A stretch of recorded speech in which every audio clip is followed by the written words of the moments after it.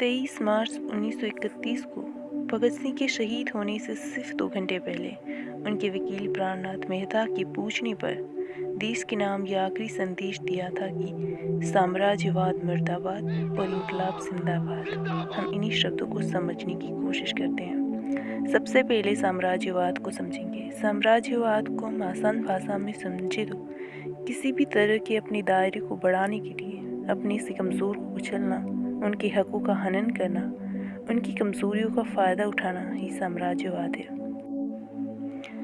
यहाँ पर समझिए तो अंग्रेज़ जब भारत में व्यापार करने आए तब इतने ताकतवर नहीं थे कि भारत पर शासन कर सके। वो यहाँ आए, उन्होंने हमारी कमज़ोरियाँ देखी और अपनी ताकत को बढ़ाने के लिए उनका फ़ायदा उठाया और उसी ताकत के बलबूते पर अपनी सत्ता और संपत्ति को बढ़ाने के लिए उसने हमारा शोषण किया, हम पर जुल्म और अत्याचार किए। भगत सिंह इसी के खिलाफ लड़ रहे थे। उन्होंने कहा था कि मेरी लड़ाई अंग्रेज़ों से नहीं, उसकी इस पद्धति से है, इस मानसिकता से है जो लोगों का शोषण करती है, अपने स्वार्थ के लिए लोगों पर जुल्म और अत्याचार करती है। ये जो साम्राज्यवाद की मानसिकता है, पद्धति है, ये सरहद और सत्ता तक सीमित नहीं है, ये समाज में भी दिखती है। जैसे कि कोई कंपनी का मालिक ज़्यादा मुनाफा कमाने के लिए मजदूरों का शोषण करता है, उनकी कमजोरियों का फ़ायदा उठाता है, तो वह भी साम्राज्यवाद। इसी तरह समाज में कोई अपनी ताकत के बलबूते, अपनी संपत्ति और सत्ता के बलबूते पर अपने स्वार्थ के लिए दूसरों का शोषण करता है, उनके हकों का हनन करता है, उनकी कमजोरियों का फ़ायदा उठाता है, तो वो भी साम्राज्यवाद है।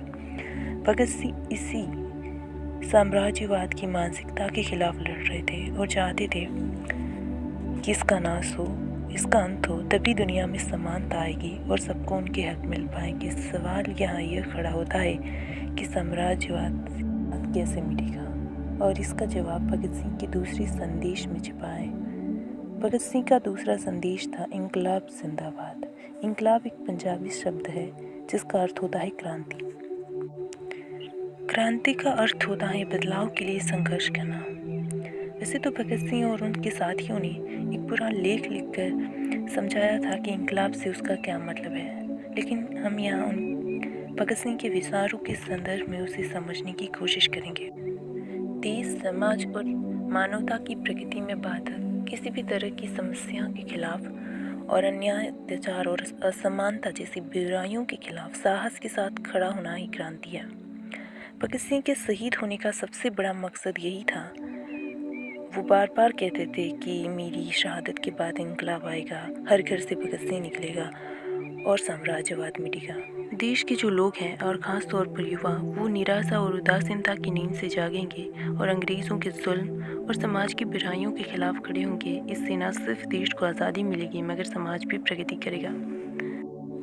इस महान उद्देश्य के लिए भगत सिंह ने महज 23 साल की उम्र में, जिस उम्र में ज़्यादातर लोग अपने स्वतंत्र फैसले करने में सक्षम नहीं होते, वैचारिक तौर पर दूसरों पर डिपेंड होते हैं, उस उम्र में उसने देश की आज़ादी के लिए और समाज की प्रगति के लिए अपनी ज़िंदगी कुर्बान कर दी।